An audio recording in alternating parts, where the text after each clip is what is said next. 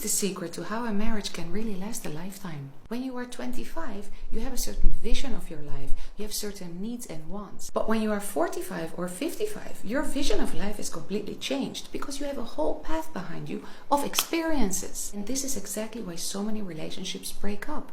Because you can have been faithful to your partner for 10 or 20 years, but if you've both been growing into different directions, how can you possibly stay together in a harmonious way? So this is the secret sauce. It doesn't matter that you love pizza and he doesn't.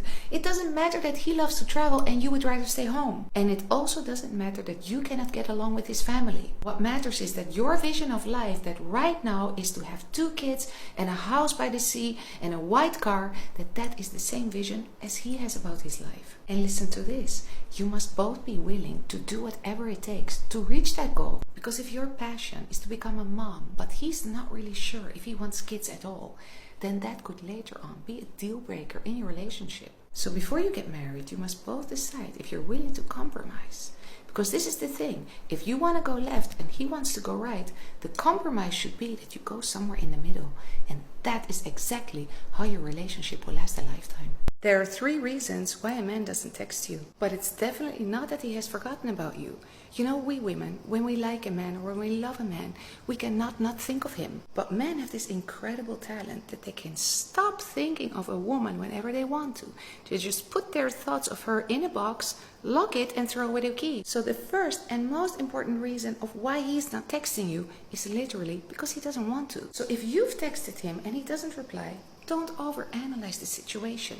He just doesn't want to be busy with you right now, so he does nothing. The second reason why he doesn't text you is literally because he has nothing to say. For example, you've asked him if he's free on the weekend to see you, and if he doesn't know his program yet, he's not going to start a whole chit-chat story with you of, I have to see, I don't know, I will let you know. He will say nothing until he knows. And the other reason why he doesn't text you is because he literally can't. If he's the kind of man you want so much, a man who's productive, who has a full life, then you should understand that he wants to reply to you once his day is done and he has peace of mind. Because he wants to write to you and he finally has some alone time. But here's the most important thing to remember. If your emotional well-being is being influenced by if he texts and when he texts, then you have to reset your mind, because a real relationship is not based on the quality or the frequency of texting. Psychology hack on how to make your man do more for you. In the beginning, it's normal that a man does things for you because he wants to make a good impression. And although we women often believe that a man becomes lazy in a relationship, that he stops doing things for us because he loses his interest in us, the real reason why a man actually stops to do things for his woman is because he doesn't feel inspired. He loses his inspiration because we women tend to be super reactive to everything a man does or doesn't do. If he goes to the supermarket every Saturday, but then he forgets your favorite yogurt,